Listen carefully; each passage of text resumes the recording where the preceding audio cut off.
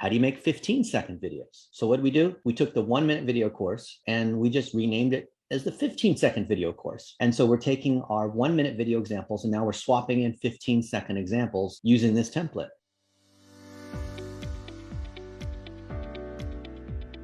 I want to talk about a killer document strategy. So how do you create documents at scale that drive conversions, that are high authority, that are worthwhile, that make us look good and make us operate more efficiently? And I'm not saying be a lawyer. You know, lawyers generate lots of documents because that's kind of what they do for the sake of it. I'm not saying like in school where we generate a paper where it's got to be at least 20 pages of X number of words and 12-point font. I'm talking about creating winning documents. And now that we have to create 15-second videos and podcasts and webinars and courses and blog posts and tweets and training and all that, how do we do it in an efficient way? And I want to show you a framework that I think you'll find is eye-opening, simple, yet complex, and doable, as in it doesn't require having an army of people. This will work if you have a huge company. This will work if it's just you doing some freelance side job kind of thing, okay? So you guys ready? You guys excited for this? Because I find that what differentiates a lot of entrepreneurs is their ability to communicate. And communicating through documents is something that other people just don't seem to have. And when you don't have documents that show what you do, then people are unclear. It's hard for them to buy from you. It's hard to onboard customers. It's hard to train people and all this. And so we created this thing that we call the design guide.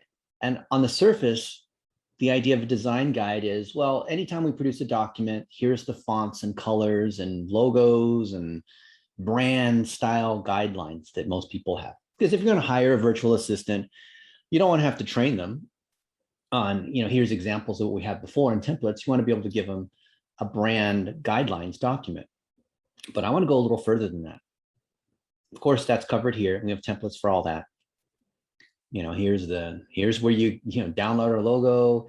Here's other examples of how you create presentations and how you turn them into courses and what you do when you take a webinar and turn that into a course, as we demonstrated a couple months ago with Warren Whitlock and other sorts of folks like that.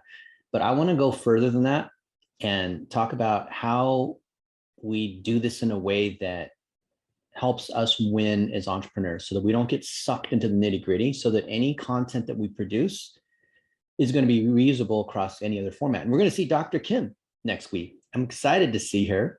And we're going to create video, but that video is going to turn into lots of other kinds of content. Some people might think that it's repurposing, which it is. And it's part of this larger thing we call the content factory, which it is. But I want to talk about how design is deeper than just fonts, logos, and colors, right? Design done properly in a Steve Jobs-like way embodies who you are, it communicates a message, right? How do we go deeper? So we start with things like the logo. And a lot of people where they start with the logo, they go to Fiverr, which is great. You can get a $20 logo on Fiverr. But how do you have this embody what you stand for? So here we want other people's light bulbs to go off. And the idea of, coach you is a play on words. I'm coaching you, right? It's also my name. And so when we use this everywhere and we use these colors, especially blue, like the light blue, which is for business, then people will see it differently than if they see it with a lot of orange or pink or TikTok colors, which are decidedly not primary colors, but are more of like entertainment colors, right? So color palettes and how they fit together. So if you've chosen a primary color palette, then that's going to fit into all the other related colors that will tie with that.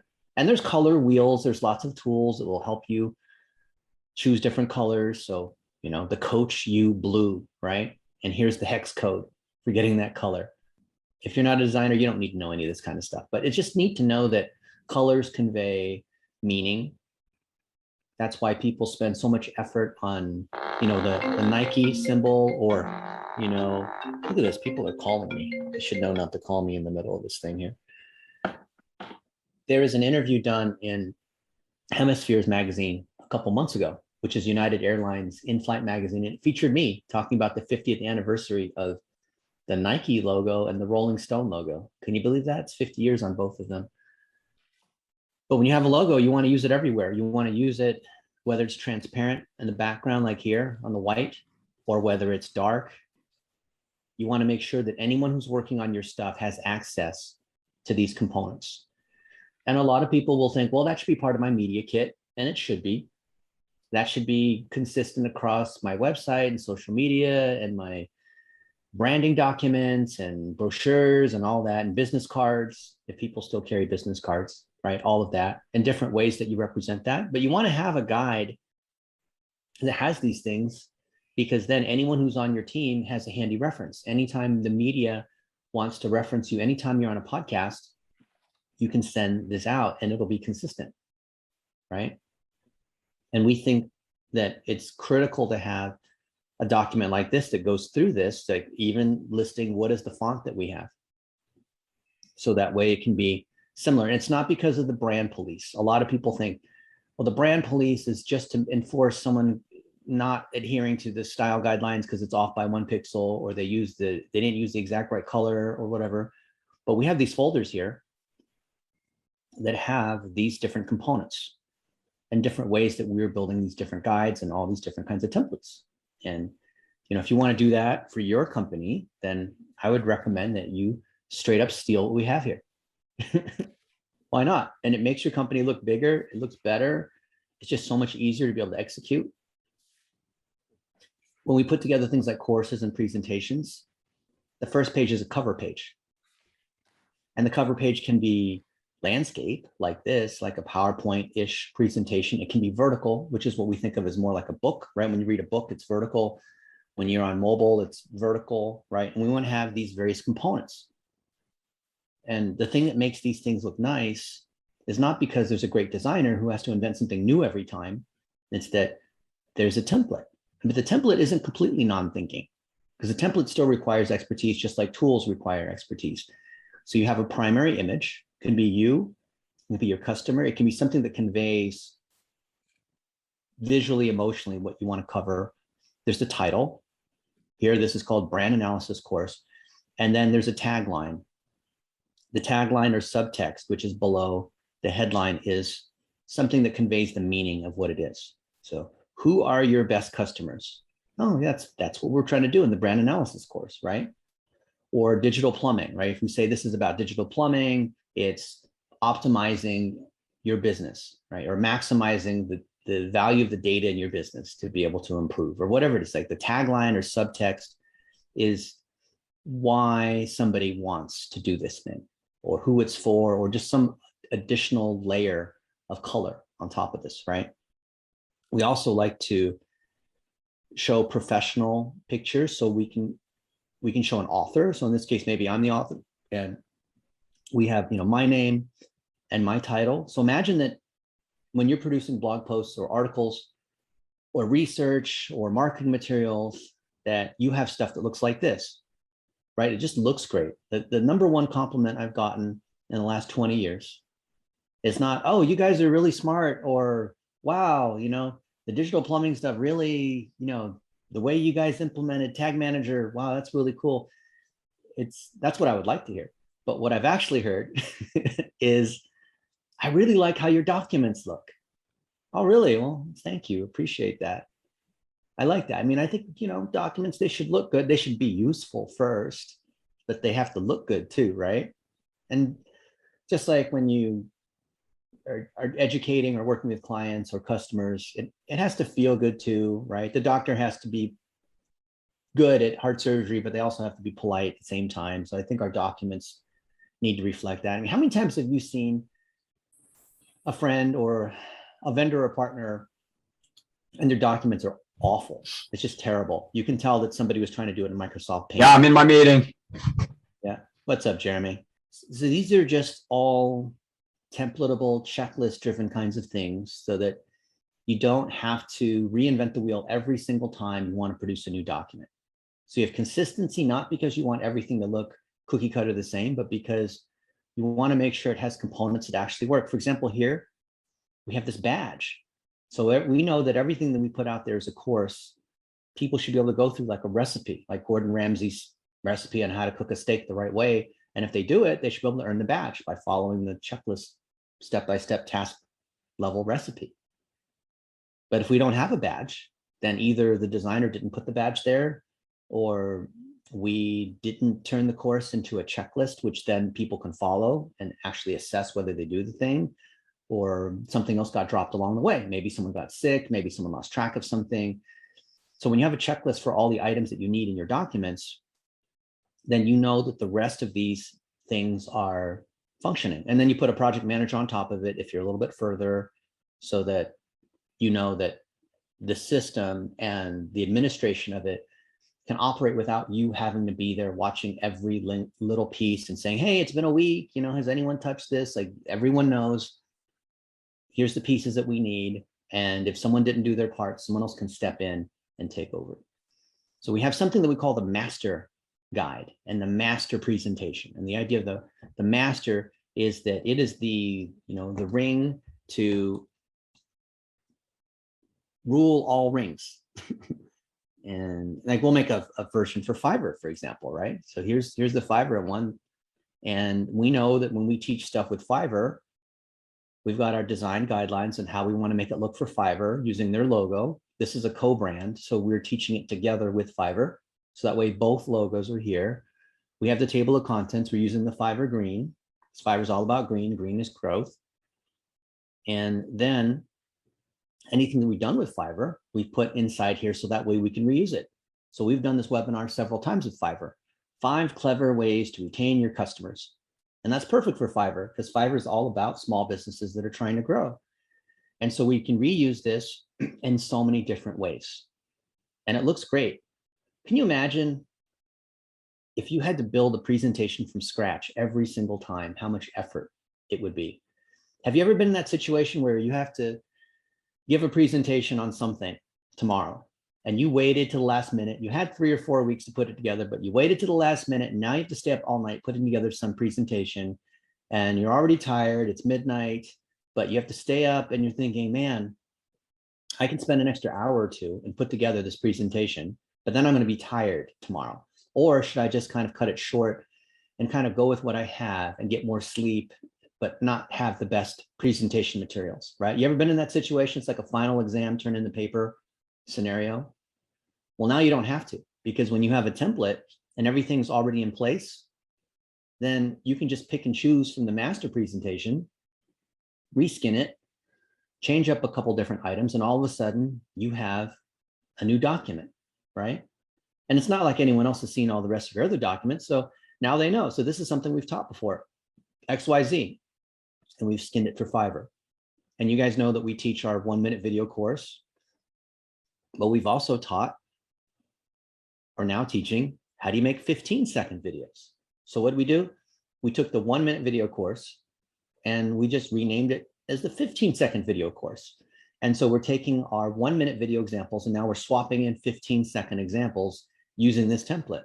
And so this framework allows us to put in other examples. Now, if you see here, even though it says 15-second video, 15-second video, we still have to collect examples of actual 15-second videos.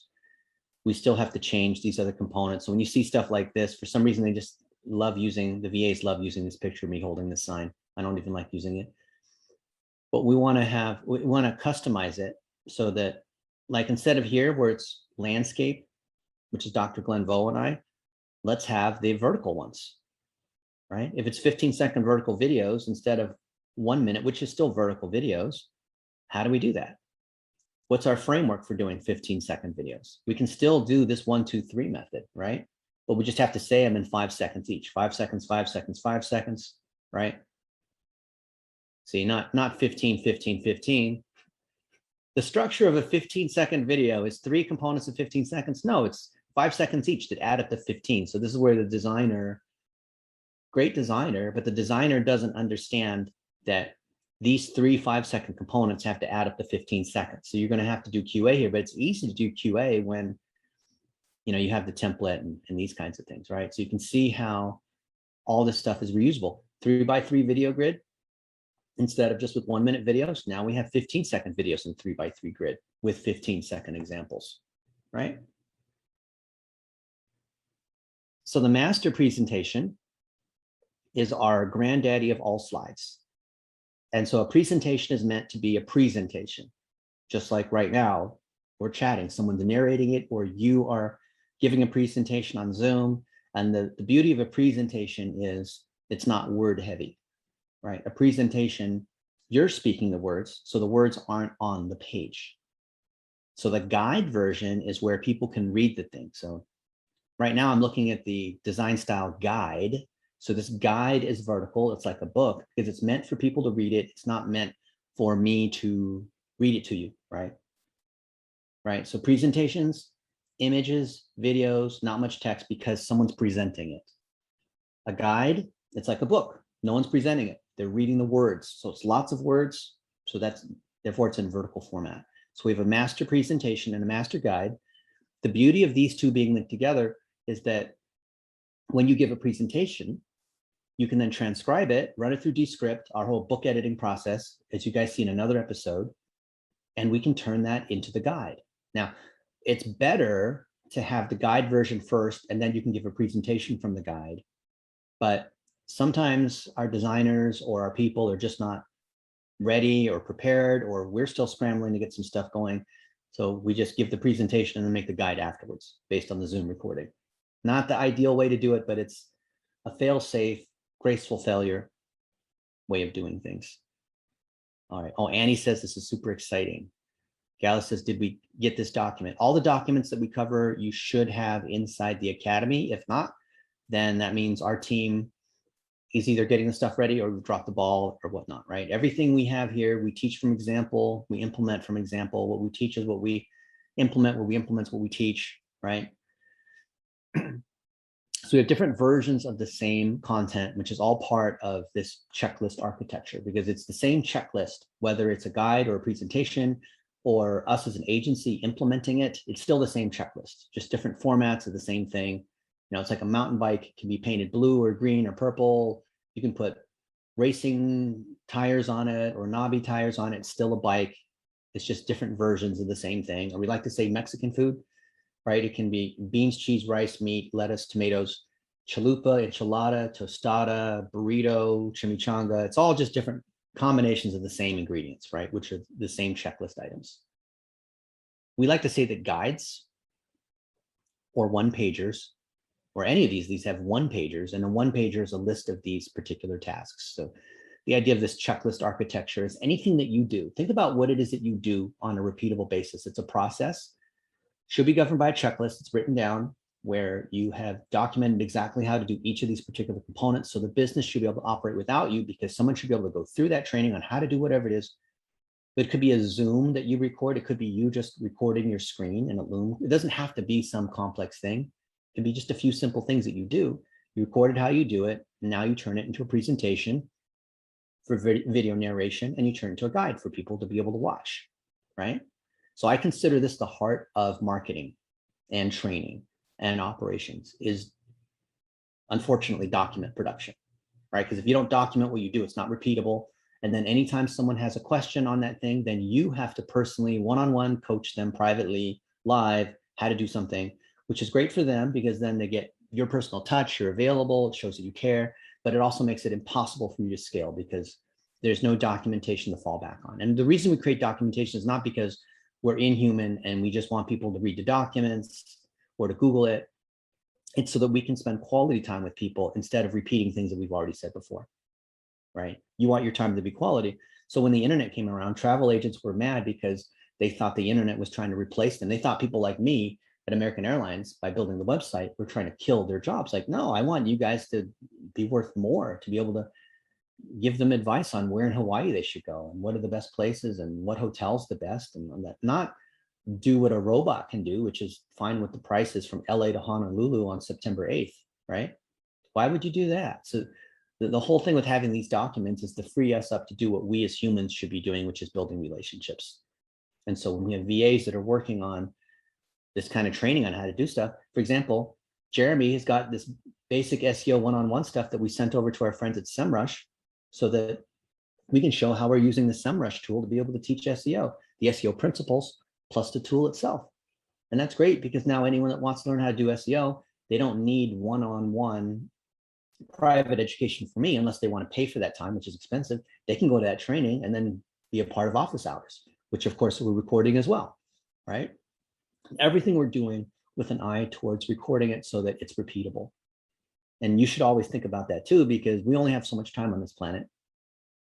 And we want to think about how do we maximize it so we don't have to do the same thing over and over again, right? How many times do you find yourself repeating the same thing or doing the same task or something that, you know, how many hours a day really do you spend doing things that are repeatable? And I've asked this question many times, and the answer is usually 2 to 3 hours every day. That's a lot of time that adds up. If we just create these documents, turn these documents into videos, add them into a learning management system, like what we use is LearnDash and Infusionsoft, but you can use ClickFunnels, you can use Thinkific and Kajabi. There's another tool that we're working with right now that in a week we should have some more training on called Customer Hub, which Jeremy knows about. And I had a call yesterday with the founder of the company and their head of marketing, who's awesome. Like, these guys are awesome, like simple to use course learning systems. So you can take these documents, and if you organize them the right way, you can turn them into courses. So you guys know that we implement this 6-phase process called the social amplification engine. And we want each of these modules to be driven by checklists, and they are, right? So that way we can see exactly where people are. We can see, for those of us who have a business that's already working and driving sales, we can figure out what we can troubleshoot what component we need to fix, right? There's always some limiting component. Is it the content? Is it the ads? Is it the plumbing? Is it, there's always a weakest link here for us to fix. And when we have this stuff set up in the right way, it's easy for us to see that, hey, for businesses here in the blue, it's modules 1 through 6. Plumbing goals, content targeting, amplification, optimization. Here's the related course for it. Ties back to our 18 module architecture. Each of these guides has a particular course, or each of the course has a particular guide and a set of video lessons and exercises and an implementation package that's tied to it, right? Here, I'll show you. We have this thing called the asset tracker, and people miss this all the time. They're like, oh, where's this document? Did you check the asset tracker? No. Okay, well, check the asset tracker. So here's the asset tracker. And you can see for each of these, oh, Kevin doesn't have access. Well, now he does. Maybe he has it under a new email. So you can see for each of these pieces here, each of these guides, right? We will have, each of the courses has a guide. We have the latest link with the date on it. We have a presentation version. We may have an implementation version and related sorts of pieces, like where is it in the academy? So hopefully this is labeled properly. So if that's digital plumbing, that should link to our course on digital plumbing, but should also link to our package to implement digital plumbing, right? So if this is digital plumbing and I sign into the academy, I can see that there's lessons, and I'll see the presentation version, and I'll get a lot of stuff in here. Presentation version and the guide version here. Okay, here I am, right? Start the course, 21 modules. Okay, cool. I want to learn digital plumbing. I want to implement digital plumbing. Oh, great. Here's a bunch of these videos. But if I don't want to go through the videos, then I could basically read the book, which is the guide version, right? So everything that we teach is also what we implement. Everything we implement is what we teach.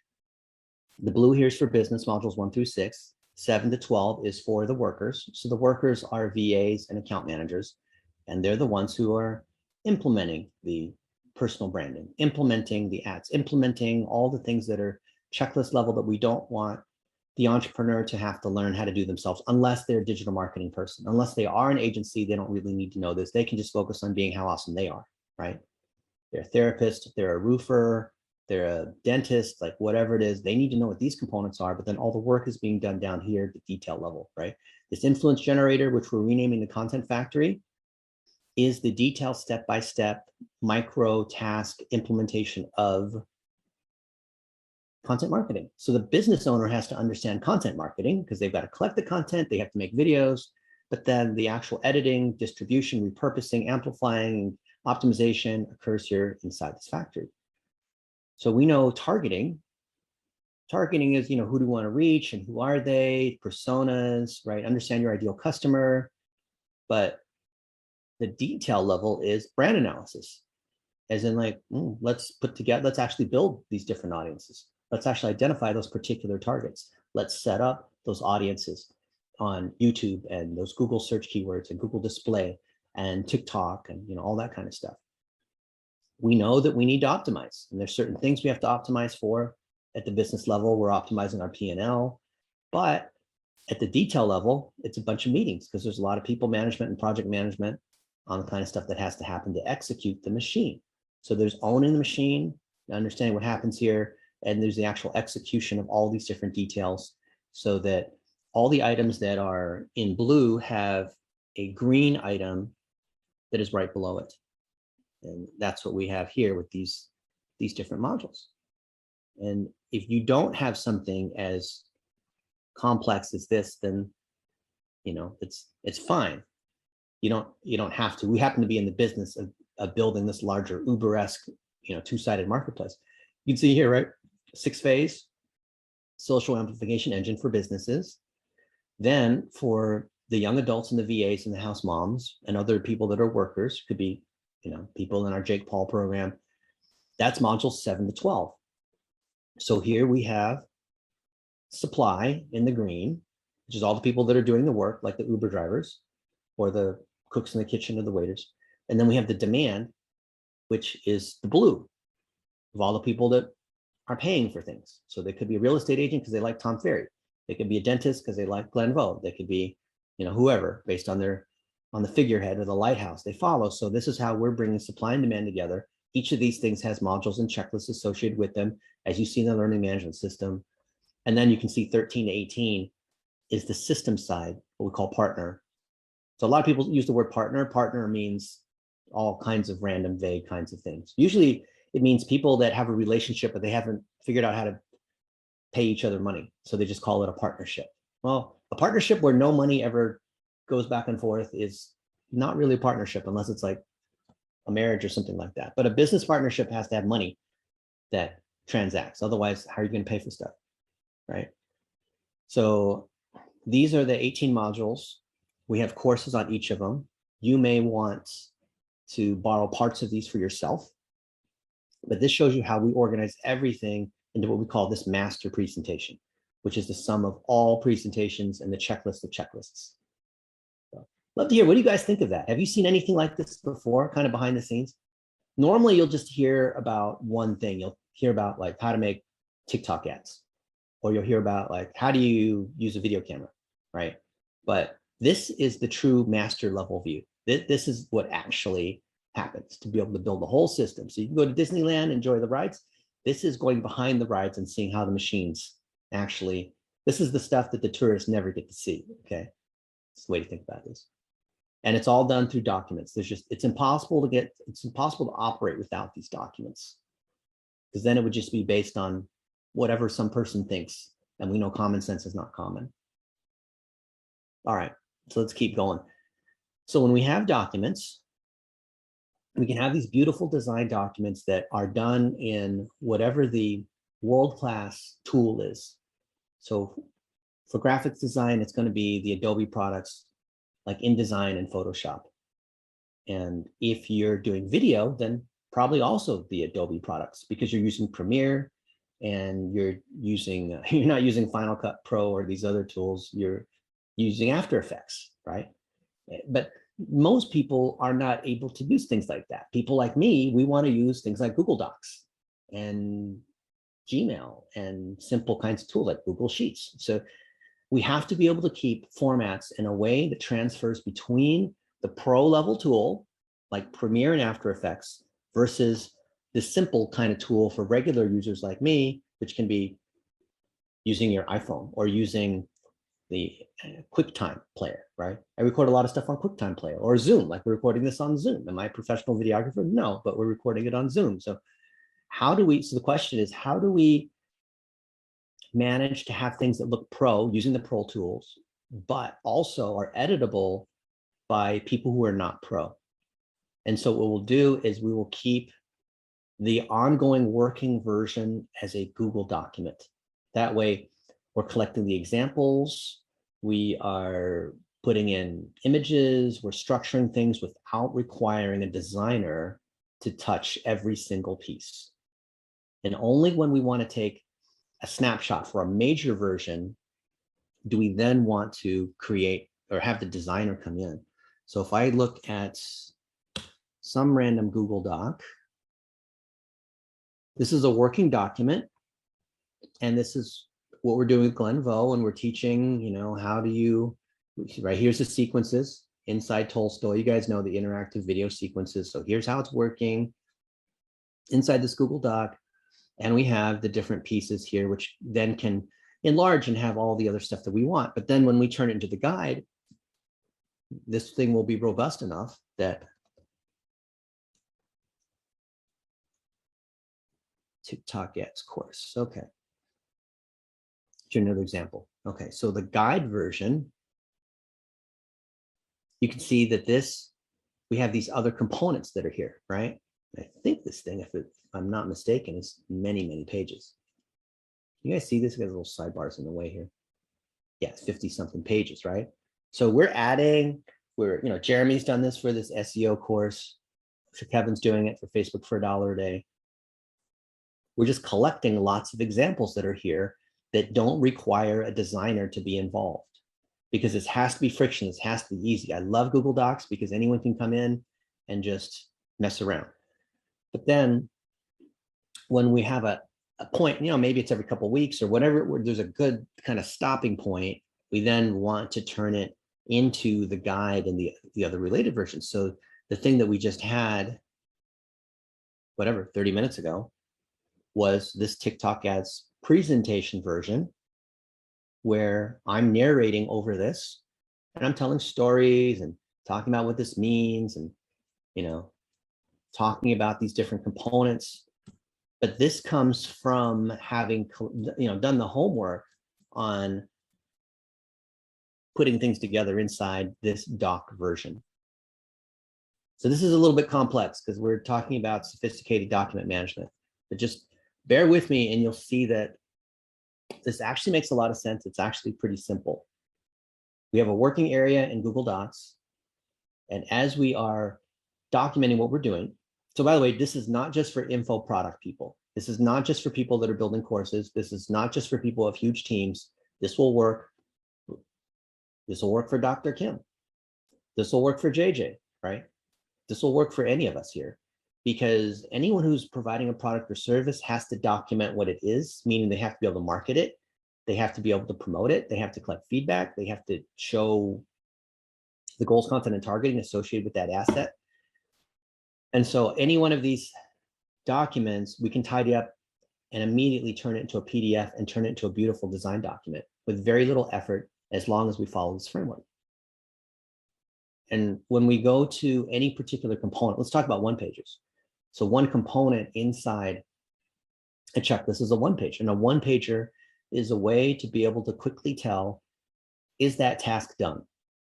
So think of a list of tasks. The task could be set up digital plumbing, could be boost a bunch of posts for $1 a day, could be, get this course live. It could be onboard a new client, right? What is that checklist? Think about the checklist that you have. It's probably the same ones that we have, because we've seen enough businesses.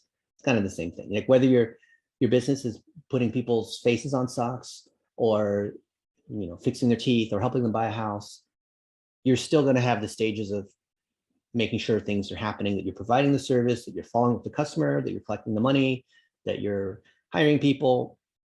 So when you have a one-pager to see, is something happening, you can see that there are these tasks, right? The task is, okay, 1, 2, 3, 4, 5.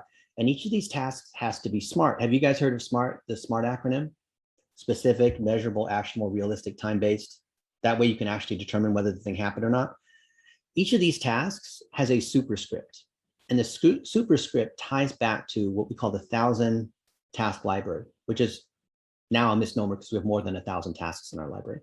But any of these tasks goes back to the sheet where you can see, okay, here's what the task is, here's how to do it, here's the video associated with it, here's how to audit it to make sure it's being done. That way, any checklist is composed of tasks of which individual building blocks we can audit if they're being done. And if it's not being done, we can figure out, did the person not follow directions? Was the training not clear enough on how to do that task? Or maybe that task is so big it should be broken into multiple tasks, or it needs to be reordered in another way, right? So that way, any execution we have, we can easily audit.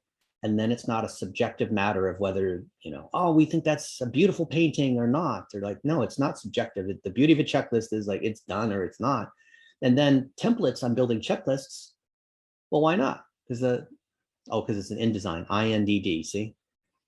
Then we don't need a designer to build a new template every single time because we have a template on how we set up new one-pagers. And I can't tell you how, you might think this is ridiculous, but I promise you it's true. I can't tell you how many times in the last 20 years when we need to spin up a new checklist, like here, this is managing public figure pages. We'll have another one on set up a personal brand website on WordPress, right? Using our templates. We'll have a designer or somebody will say, hey, use our template and make a checklist on setting up your personal brand website, or setting up a clubhouse room, or like whatever it is that you're doing, right? Or call up a customer and say hi, like whatever it is that you have a checklist. And then that designer will completely ignore what we have here. And because they're a designer and they want to express their creative freedom and whatever, they'll spend 40 hours and bill us 40 hours of time to design this new thing and put the title at the bottom and make it 3 columns because they just want to be cool and they want to express how different they are, right? And then you just end up with garbage. And then they build you 40 hours of time and you already lost them in a week and a half while they build you 40 hours, right? It's crazy. That can become very, very expensive. And then you got to argue with them. Their feelings are hurt because they didn't follow the template. Then you got to explain to them why we have the title at the top and why we don't want to put the title at the bottom. Oh, it'll be so cool to put the title at the bottom. Like, no, this is the template. This is how it is. Like, I don't want to argue with you. This is the way it is. I'm the boss. Okay. So that's the beauty of a template too, right? And people who don't want to follow the template, they automatically self-select that they don't belong in our company, right? Sorry, my way or the highway. You want to do another way, start your own company. Right. So we manage these documents and you can see here, look, we're only 28 pages into 73 pages. Isn't that crazy? Do you ever think, like, maybe you're not a document person, maybe you're more creative or relationship oriented, but I spend a lot of time in documents. I think it's because I came from the airline industry, and the airline industry is all about SOPs. It came from the military. Did you know that? The military was delivering mail. It was the Pony Express, and they had stagecoaches at Wells Fargo, and then they started delivering things through airplanes, and then that became passengers because there was a faster way to travel, and they could collect more money doing that, right? I learned everything from the airline industry. The airline industry is all about standard operating procedures on everything. So when there's bad weather or a flight attendant's sick, like there's got to be a process. And an engine goes out, there's a process. A terrorist does something, there's a process, right? So there's a process here on building a course. And here are these steps. These steps are fungible, meaning they're interchangeable. So it could be, we put stuff in Wistia, but it could just as easily be YouTube. Or we could put it inside Kajabi or LearnDash, but it could just as easily be Customer Hub. And it could be any kind of topic. Here, post from the public figure page. It could be post from the TikTok, right? But either way, I think you would agree that these steps are the same, no matter what you're doing when you're teaching somebody. Now, the particular ingredient that you want to substitute mozzarella for cheddar, great, you can do that, right? But you still need to have one of these things. You still need to have a guide. You still need to have the videos. You still need to store it somewhere. You still need to have an assessment. You still need to have a way for people to pay for it, right? Like all these components you need to have.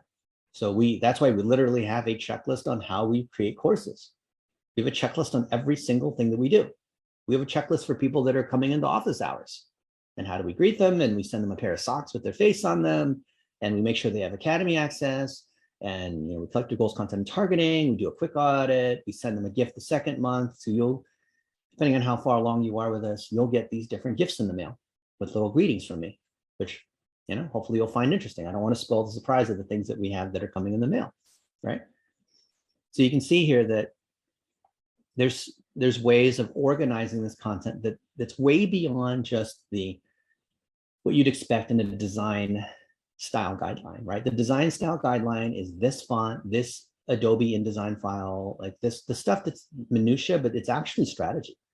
So look, when we're organizing our content, we think of these 5 types of content, or you can think of it as like 5 levels of content. So public content, it's free, it's like blog posts. There is one that we put out there on the Digital Marketer blog on Monday, I think it's Monday, called the Content Factory, right? And this is 3 days ago, depending on when you're watching this. So here's a Content Factory, and this is on a website that's a domain rank 81. Holy moly, that's pretty good. I know I'm using Ahrefs here, and I should be using SEMrush, but SEMrush doesn't have a toolbar thing, so I have to go to I'd have to go to SEMrush and find out what I guess it's not that big of a deal. Okay, what is it? It's probably 60, is it? 61, right? That's still pretty good. Although I like 83 better. 83 or 81 sounds a lot better. So now we have we have a mention here. They have a template on how to do this. And look, they have a template here on YouTube on how they do this. Hey guys, Dennis, we're here at Digital Marketers Day, and we're going to cover the Content Factory. So whether you're an entrepreneur, you're an agency. See, lower thirds, lower thirds, brand style guidelines, the way they format their YouTube channel, everything is driven by these templates. Title, description, comments. Are they positive? I've not even seen these comments yet. Oh, good. Positive. Positive. This channel is so slept on. This is gold. Thank you. Fabulous. That's cool. I'm sad that only 1,200 people have seen this video. I'll click like on it and subscribe to it. But you see how there's public content.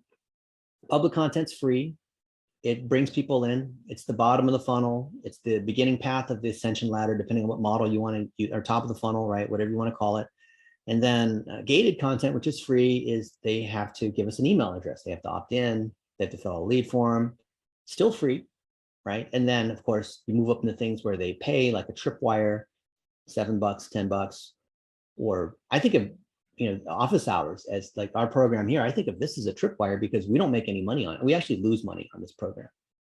If you think about how much effort and the cost it is to do everything. Why? Because when you guys eventually are hiring virtual assistants and using our software, which I want to release next month, then we can start to make a little bit of money. And then if we charge a small fee, like a little toll thing, like, you drive on the freeway, you pay a 50-cent toll or whatever it might be, then the more successful you are, the more traffic you run through our tools, the more you will pay us, but you only pay us in accordance with you winning, right? And then internal, like VIP stuff, that's just internal team member, VIP is going to be up here. And then internal is purely internal like payroll or system passwords or engineering, admin, like things that, not because it's a secret, because it's really just for operational behind the scenes. So when we have content that operates at these different levels, then we know what kind of content, for example, can be in these middle tiers where you're paying to get access. And then what are derivative pieces that we can put out there is public. Like this thing here is public. It goes for 18 minutes. And you can see I draw this whole thing about how you're going to build this whole system of VAs and tools and processes and all that kind of stuff here, right? And that's great. It's free. But in order to learn how to set up Descript and Jarvis and Design R and build a book and do 1-minute videos, then you're going to have to go further. We didn't tease them. It's not like we're teasing them about how they can make a lot of money. We're actually showing them how to do this stuff, right? So anytime you're selling a product or service, you have to do this kind of thing, not a whiteboard, but you have to somehow educate them. This is the how, right? We go from why, how to what. So this is the how, lots of how, right? Then people are going to sign up for it. So you can see that when you organize content the right way, it's automatically built to be public, gated, free or not free, and then into your product or service. So this works for any product or service. You can be a real estate agent, you can be a mortgage broker. It's still the same thing because you still need to be known. You still need to share your expertise. You're just doing it on a smaller scale, right? And now we have all these templates and we have training on how to edit. in these templates. Look, these looms on how do you use this template. And that way it just becomes relatively foolproof, but not completely foolproof, because you still have to be competent in those tools, and you still need to be reliable and know how to work in a team and have these kinds of skills, right? So now we have more training on how do you skin documents. So when we create a document as Coach U, then we need to create it as Fiverr or as Tommy Mello or as whoever it is, right? We need to reskin. We have this whole set of things reskinned as Pitbull, because we haven't finished our thing with Pitbull or Billie Jean or these other people, but we want to. And these guys are already the delays on us, right? But imagine how awesome it is when we can take our training and take our programs and scale it out to all the people who are fans of Pitbull. And we got to do the Spanish version, right? Translate everything to Spanish and use his colors. So then we take that, take our same guides and whatnot, and now all of a sudden the skin is Pitbull. So you can see, you know, thank you pages, right? Same thing. You have a master thank you page as a template. Then we have it skinned for the Better Business Bureau. Now I'm going to show you one last thing, and then I want to get your thoughts on it.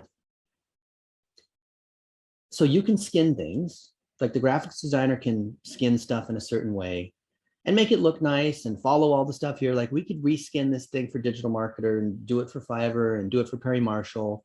And we are, like, we're reskinning the Content Factory for our TikTok ads course.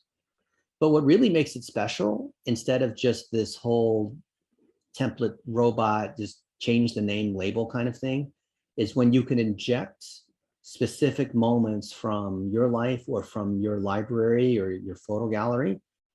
So yesterday I had lunch with Brian, who is the top marketing guy or top sales guy at the Better Business Bureau. He has 1,800 businesses. And I've been talking to their new head of innovation at the Better Business Bureau. And I think he's in Boston. And he drove an hour to come see me, which is great. And we had Brazilian barbecue. And this is what we made this video together. See? We just had an incredible Brazilian barbecue. He's been at the BBB for 17 years here in Dallas, oversees 1,800 businesses. And this is great, right? So I tagged him. We had lunch at the Brazilian. I love Brazilian barbecue because it's better than a regular like American steakhouse, because they keep slicing meat at you. If you ever had that, it is something to definitely try. And so this goes on, and you know, he's talking about what he does. We now take online reviews. We have a really cool online review app that's cool. We have a lead generation program where we actually get our members leads. And it's just a lot more digital marketing than it used to be, where we don't have Yelp pages anymore and that stuff. And he goes on and on. So imagine that this stuff here is automatically being uploaded to Google Photos and whatnot. And then the VAs are able to pull this stuff out and grab these little snippets and stick it inside these guides. So imagine, instead of this ridiculous picture of me looking up to the corner, I'm not sure what this is, but imagine this was a picture of me and Brian, right? And people who work at the BBB know who Brian is, right? You see how these little touches become so much more powerful when you integrate the Content Factory of collecting all the stuff that you have, and your business should be able to operate based on UGC, collecting this. So then it translates through the rest of these documents. And so this design guide, I don't want you to think, a lot of people look at this and say, oh, this is a design guide, or maybe Tucker later is going to try to come up with a title of this session. And I hope the title is not how to use the design guide to be able to create documents. I hope you see it's a little bit deeper than that, right? Because that VA might, no offense, someone who's a great graphic designer, well, maybe they'll look at this and say, oh, well, this is a session on how VAs can use documents to produce all kinds of other documents based on templates. And yes, that is true. But I want to know, what do you guys think of what you just saw here? I've never walked through this process before. This has always been an internal thing. I want to know what just like, give me some honest feedback. Go ahead and unmute. I'm totally blown away. I left corporate and I had to leave all my libraries behind of all my processes and all my presentations and everything. You just upped my whole system there. So I'm so excited. Thank you, Annie. I can't wait to see your set of documents too. Yeah, well, now that once I get the guide, I'm ready to pump them out. Also, I'm advertising you too. And if you're like Annie and you were used to having the apparatus of being in a larger company, but now you don't have any of that and you have to build your own, this is really good timing for you, because now you can just hire someone on Fiverr for $100, use our templates, and then put it in your format the way you want it. It's so you don't know the timing. Everything's happening and I'm so excited. Yeah, you told me a while ago, I want to see your videos all over. They're coming, so don't worry. And by the way, don't think that just because you haven't made your videos, you can't start on branding and design, or don't think that you can't do videos if you haven't done. They're parallel. The one is not waiting on the other, but they do complement each other. Does that make sense? Totally makes sense. I'm just getting organized, but this was like unbelievable timing. I can't even tell you. Because I've already been outlining my content, my first course and everything. And now I have that guide, and I mean, I'm just going to blast off. Amen. And I have a TV show coming up. A TV show? Wow. What's it on? Well, it's on me. It's on my brand, but I can, in the future, probably share it with some of the others, including yourself here. Yeah. Literally, while I was on this call, I just got, James Dentley? Okay, I'm gonna have to bring you into my in crowd. I do have you on the list for Secret Knock. They should be contacting you. Okay. I've heard about Secret Knock. I've just never been. Oh, because it was just happened and it was off the chart amazing. And it was also actually before it actually happened, Yahoo Finance said it was the #1 event to see in 2022. Oh, I saw it. My buddy Eric was the MC too. That was neat. Very cool. Yeah. Awesome, Annie. Good job. Yeah. I've been kind of in the background, but not anymore. It's time to shine. It's time for you and everyone to put their course out. I believe it. An hour, we can put a course or a book or whatever out. Have to. It's like the new business card. Yep. I hope everybody else is as excited as I am with this. You just dropped it in my lap. So thank you. Thank you. All right, who else? So I really love how you have a process for how you document your steps, because that's probably the most important part of it, is having a process for documenting as you go along. Because if you're trying to retrace your steps, or if you're trying to teach your process to somebody else, and rather than having to go through explaining it to every one of your VAs one at a time, and you're going through several VAs, or if you're going through other videographers or content creators, and instead of having to explain it, taking the time to explain it, just be like, here's the link to the asset tracker. Thank you for giving me access to that now.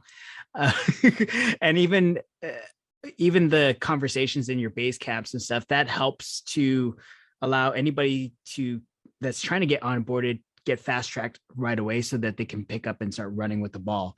And I think that's the most important part, because as I'm growing and scaling my business and my organization, I need to be able to have those processes in place for documenting, because I could just be creating content and then editing, and then at any point I have to show somebody what I just did, and then show somebody else what I just did, and then show somebody else what I just did. And I could have just saved myself so much time by just taking the time to write it down, or even doing a Loom video showing what I did and things like that. And all the stuff I just learned from just working with you. So thank you very much for that. Thank you, Kevin.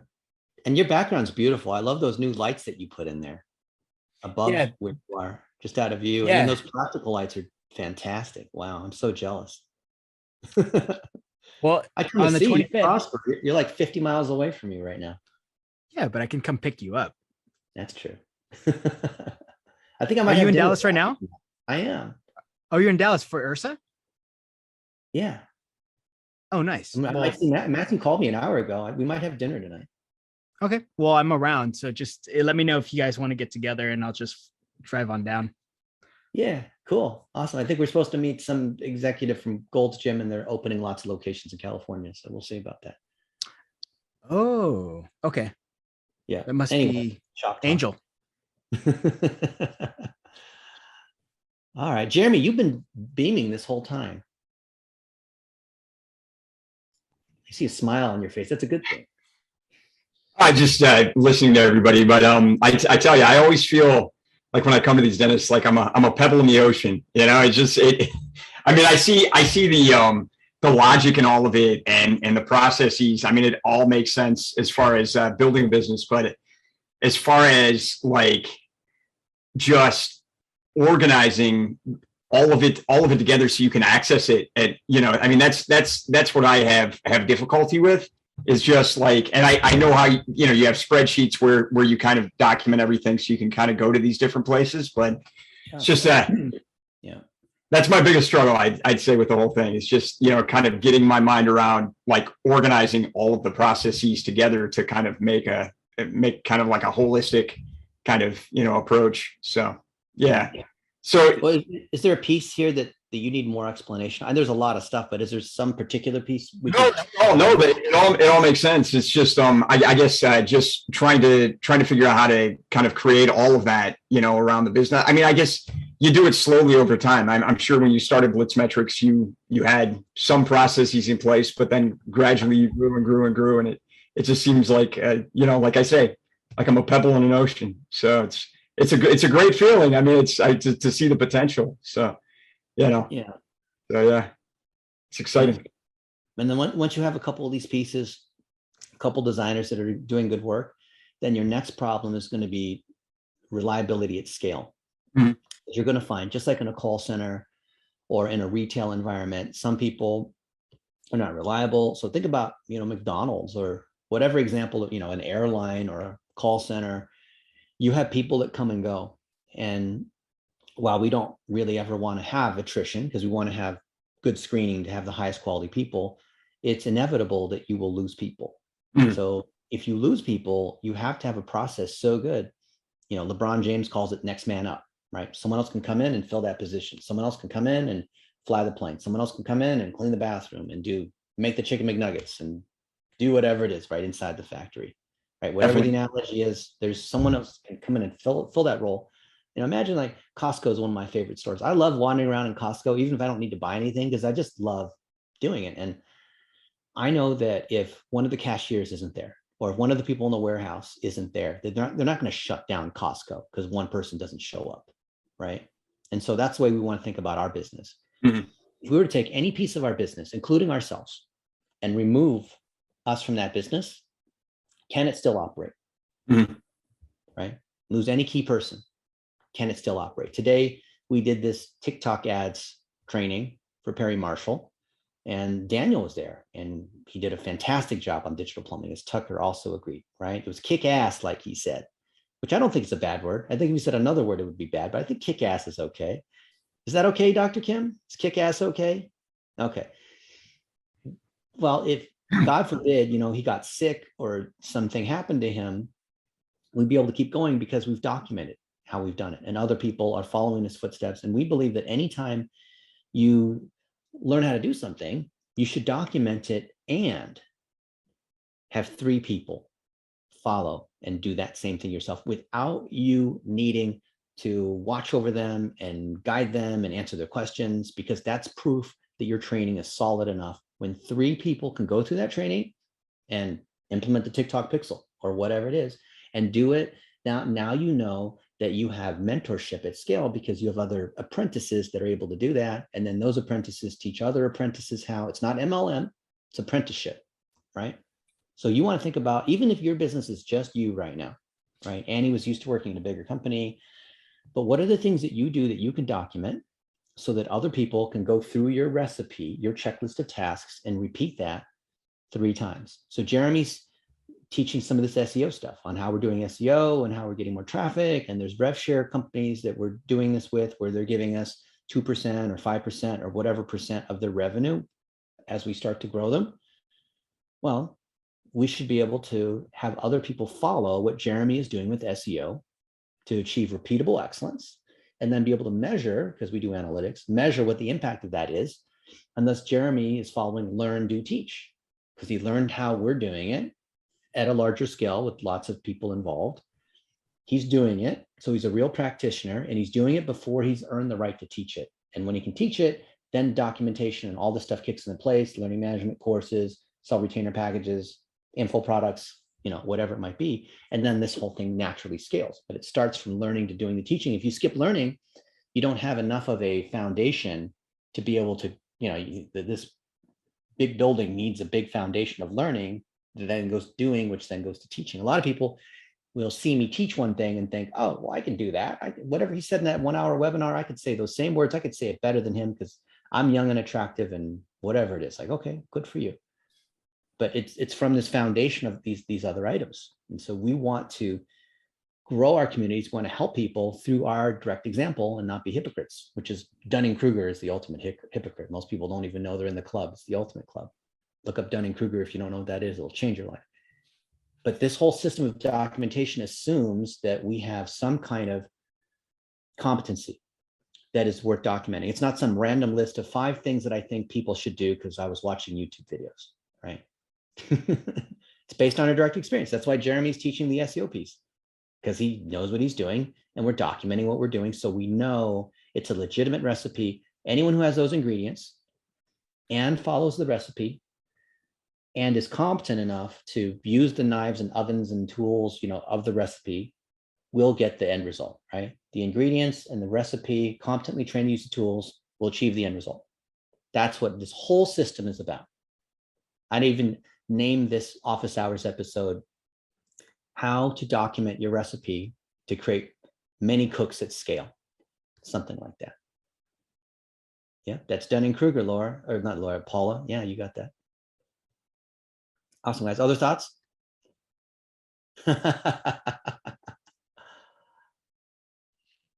Oh, Gal or Howard? Or no? Oh, George. Yeah, hello everyone. Hello, Dennis. I love every time I come to these classes. They're amazing. The way you have everything so organized for me is like a dream because I love doing blueprints in Asana. Everything I do on my business, I go in Asana, I create a checklist for every little thing, and I try to make videos. However, the way you do it is so friendly. In one page, in one document, it's so organized. I'm like, it's a dream.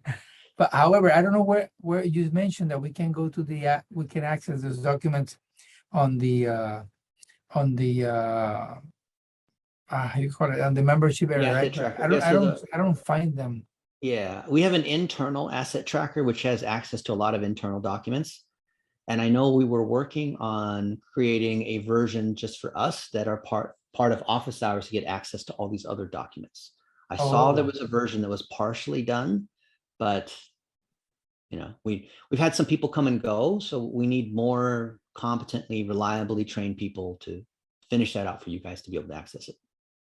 Okay, so do we have access to the access tracker? Or we don't have that access. You don't have the asset tracker yet, but you have all the other documents, or you should.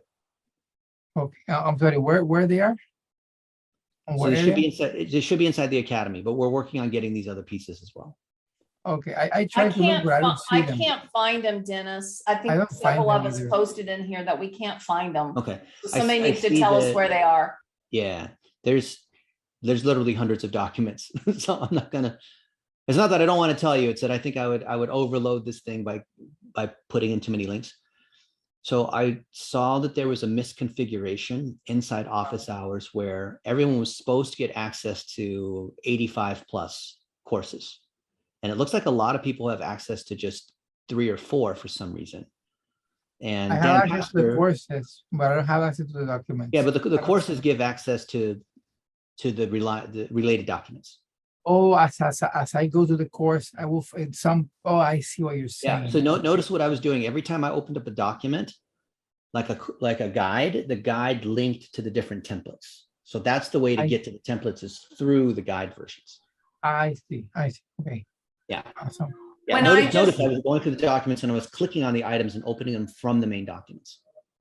When I just went back in there, I do have access to a bunch of stuff I didn't have before. So I'm sure that's what you're talking about. Yeah. So you're saying I just need to dig through those courses and try to figure out which course it's in, or is it all in the course content creators course? That you could do that. And our guy, Dan, is working on making sure all that stuff is open, but I don't recommend doing it. And let me explain why. So imagine that, have you ever heard the phrase, it's not efficient to try to boil a fish or cook a fish by boiling the ocean? You heard that before? I have not heard that one, but it's visual. Definitely. I got it. Okay. So there's two approaches here and both of them will work, but one is way more efficient. And the other one is just a waste of time. So the initial approach is, let me just look at everything that's in here. And like a kid in a candy store or whatever, I can go look at every single thing here and sort of experience it as a consumer and look at all the training and all the documents just because I want to see everything that's here. Because why not, right? But when you go down that path, you end up not implementing. And you end up getting overwhelmed because you start loading your brain full of all these different things. And oh, wait, there's this. Oh, Dennis now talks about that. And that's like being on YouTube and just like, there's this one YouTube and there's this other thing. And then pretty soon you're way more confused and you haven't gotten anything done.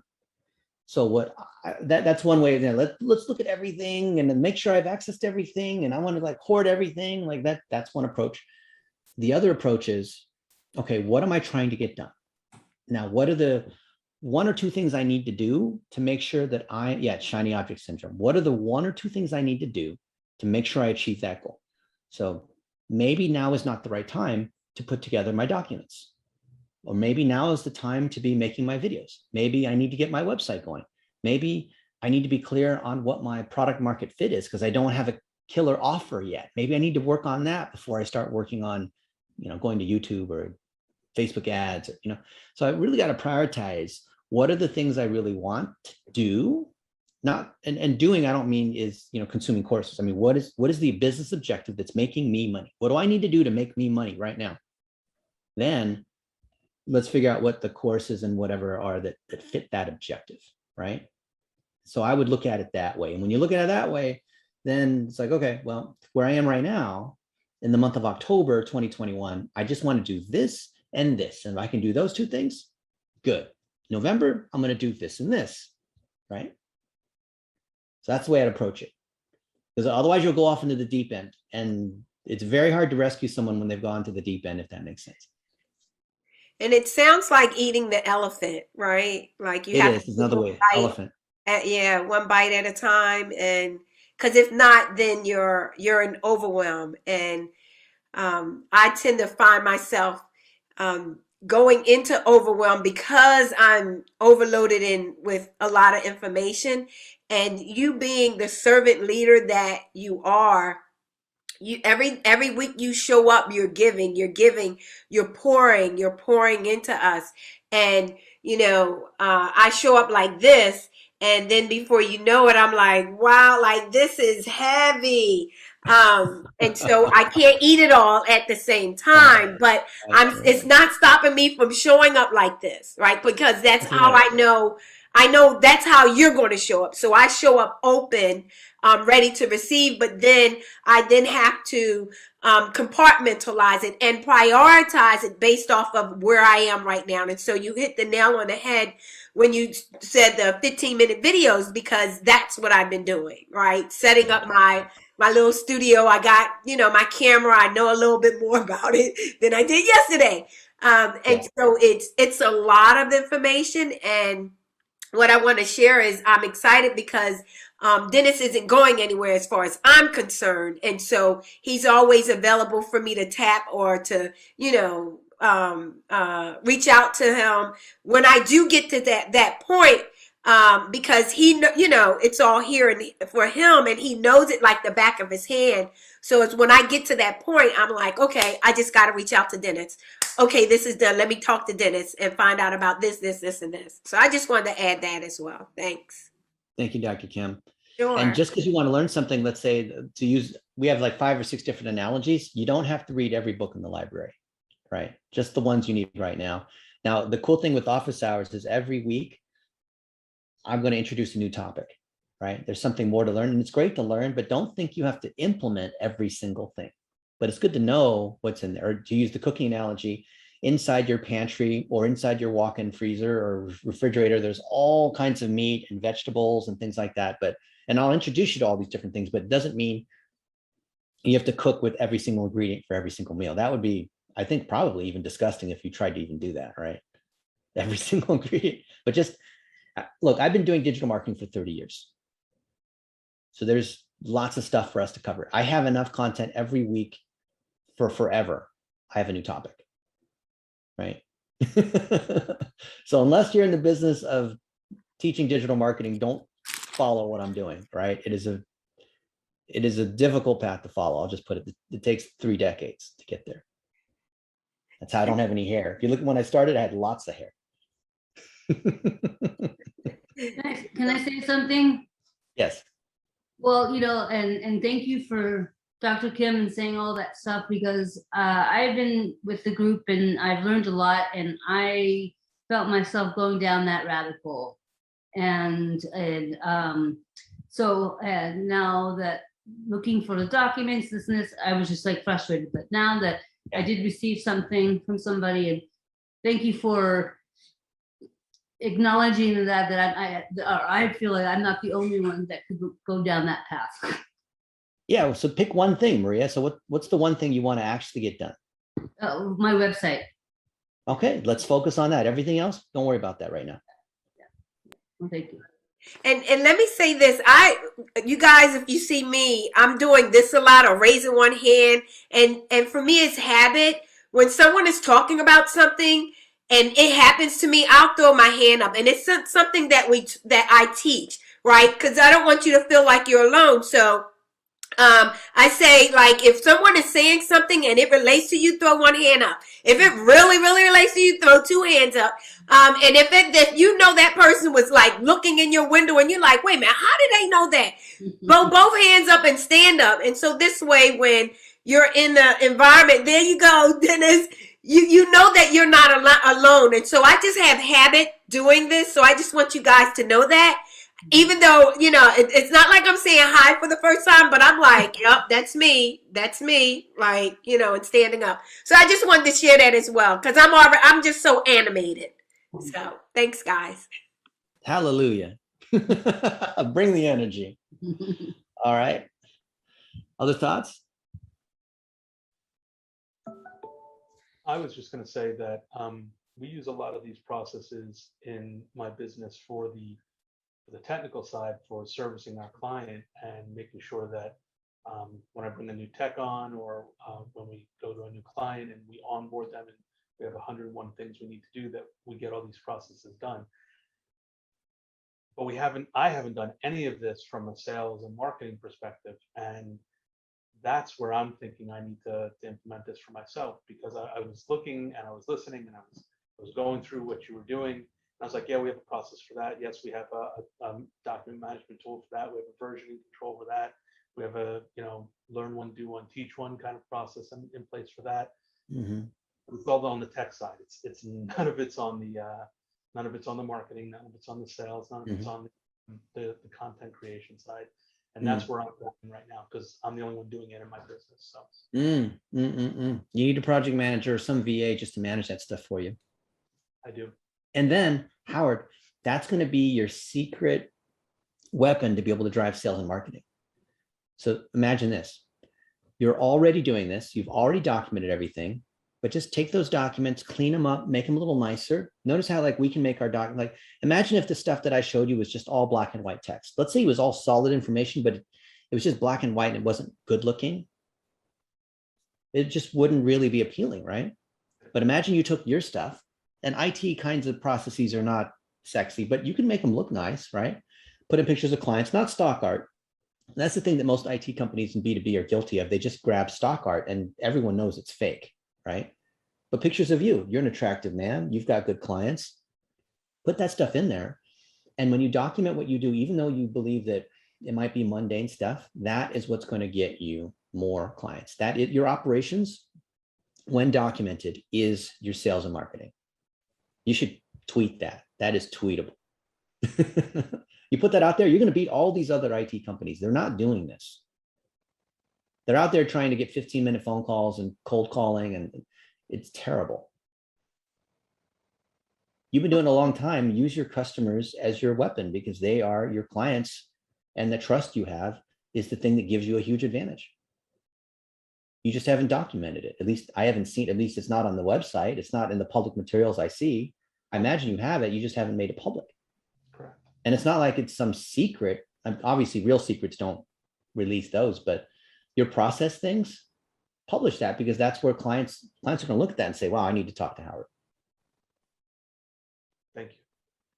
On the That's back literally of all that, what we do, right? I promise you it works. I've been doing this a very long time. So can I ask a question, Dennis? Yep. The question is obviously I want to focus on a website, but also want to integrate my social media. So those two, those are very important, obviously, to generate clients, also to generate my message and so forth. Is that considered two or is that considered one?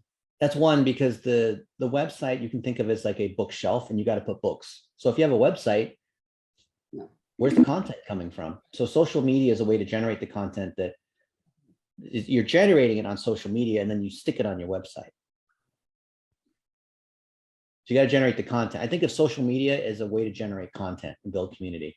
And a website is just, it's like a filing cabinet, or it's a purse, or it's a holding cell, or whatever you want to call it, right? I don't think a website is any different than an email list or a Facebook page, or those are all just repositories to put content. So mainly if you make video content, if you document your expertise, then building a website is a 1-hour exercise. You should really not be spending money or anything like that to build a website unless it's integration stuff like marketing automation, where you have, forms and email drip sequences and that kind of stuff, which I don't really consider that part of the website. I think everyone here, unless you're a multi-billion-dollar company and you have some very special needs, should just be on WordPress. And if you guys want, we'll do a session on building a website, I would on love how to that. use WordPress the right way. I'm on WordPress, so I would love that. Great, you're 95% of the way there. Just put in any kind of free theme or use any of the templates that we have. There's literally hundreds of thousands of templates on WordPress, and most of them are free. And the template doesn't matter. What matters is the content that you put on the website. And then secondly is driving traffic to that content. Okay. Beautiful website with no traffic is worth nothing. It's true. So I have something to add. So on the back of what Howard was talking about with marketing and sales and stuff, and then off of what Maria was talking about with websites, if you guys haven't seen Dennis's recent video that he posted, The Content Factory, you have to watch that video, because I've heard Dennis speak a lot of times. I've seen him present, and that one video was by far the cleanest and best and simplest explanation of the process. If he had to put any of his guides into a single video, it would be that one video. Like I remember waking up, it was 6:30 in the morning, and I wake up and that's the first thing I see. I'm like, oh, I gotta watch this. And I think I shared it about 15 times with different people in my network, because I was like, guys, this is exactly what I've been talking about. And these are the steps that you need to take. And these are the processes you have to have in place if you're going to be doing content for digital marketing agencies or with clientele or anything at all, because these steps are so clearly mapped out. And the fact that he clarified even just how to leverage your topic wheel by taking 10 topics that you can speak on for what was 10 minutes a piece. You basically have an hour's worth of content or so, and then make that into a book, and then leverage VAs to turn those into social media pieces. Like every single step was explained in this one video, which I know I probably would have seen in a guide somewhere in all of his guides. But it just means that, while you have all your processes in place, if you have it clearly defined and laid out and mapped out, your VAs can pick up from there and just run. All they just need are the assets. Yep. I second all of that. I think that was an incredible video. It was so well done, and clarity wise, just all these things that you throw at us all the time, it just put it all into perspective, So yeah, it was a great video. I think we were all drinking our coffee and watching Dennis Yu on YouTube this morning. Well, I'm going to go watch it. I'm going to find it and watch it. All right. Well, good. We're going to talk It was about on that. the YouTube channel? Facebook. Facebook. Okay. And YouTube. Facebook and YouTube. I have a question. I have a quick question, Dennis. So you share about Fiverr a lot, and I know it's a lot of freelancers, and so my hesitation with Fiverr is finding the right person, right? Because there are a number of times when I didn't, and that leaves a bad taste in my mouth. I know. So my number one concern people have. Right. So my question to you is, are you willing or able to share some of the people that you reach out to and you have success with on Fiverr?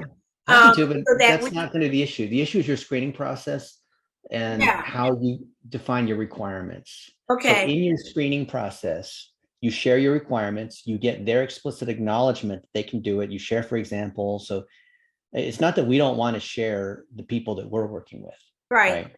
It's a process. You don't just, it's not like a, Costco where you just like, grab one thing off the shelf. You have to negotiate with them and get clear on that before you ever press the buy button. And that's why I forgot who it was. Maybe it was George or Jeremy said something along the lines of or maybe Kevin, you have to document what you've done. So that way, when you want to have that Fiverr person go do it, they have something to reference. If you don't have anything to reference, let me tell you, the cold hard truth, the issue is not the Fiverr person. The issue is you weren't clear on what you wanted. Right. Okay. I'm clear. No. And 95% of the time you weren't clear on what you wanted, right? That's how it is, right? I've looked at thousands of these tasks on Fiverr, and the majority of the time they weren't clear on what they wanted. No, you hit the nail on the head. So it's providing more clarity, so that I'm clear. Yeah, the easiest thing is, okay, I want to build a website, or I need a video edited, or I need whatever it is. Okay, make one just like this one, right? I want it just like this one, except change a couple of these little things. And that's why what we talked about today, documenting the process, documenting the deliverable. If you just say to someone on Fiverr, can you edit a video and make it really nice? And they'll say, oh, how many minutes is it? And you'll say, oh, 10 minutes. And then they give you something that isn't in your style, that isn't the way you want it, that doesn't have the, you have to say, I need to have it in this style. Here's the template. Here's the process. Here's examples of how I've done it before, or here's 3 other examples of how I've seen it done before and the way I like it. And here's the files that I need edited. Take a look at it and give me a quote. And don't just give me a quote. Show me in your response that you understand specifically what I'm looking for and have examples where you have done work like that before. And then at that point, it's very easy. Like, it's going to be successful when you hire them. Okay. And all of this is done at the beginning, like when we ask for the quote and all of that, when you click on the button. Never hire them until you know for sure it's going to work. Okay. Yeah. Biggest mistake is people just click buy right away. Making big mistakes. We had a whole session on Fiverr, I think maybe 7 weeks ago, something like that. We covered how to hire on Fiverr. Oh, I probably missed that session, but I'll go back and look for it. Yeah. Thanks, Dennis. Awesome, guys. Any other final thoughts?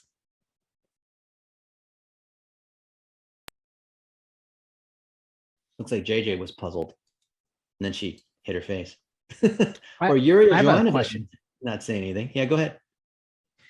Dennis, so this goes back to Descript. So you've made me a permanent fan of Descript for sure. With working with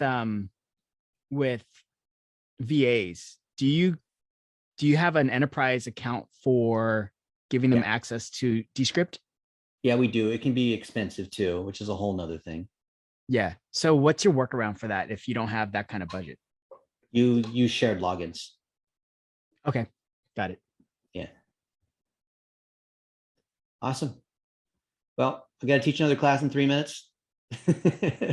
You guys are awesome. And post your 15-second videos in the group.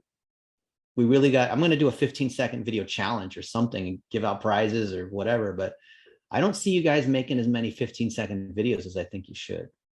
And there's no excuse not to. Because it takes 15 seconds to make the excuse. You could have made your video. You hit the nail on the head. Thanks, Dennis. All right. We'll see you soon, Dr. Kim. Okay, you will. Yay. All righty. See you guys. Thanks, Dennis. Bye.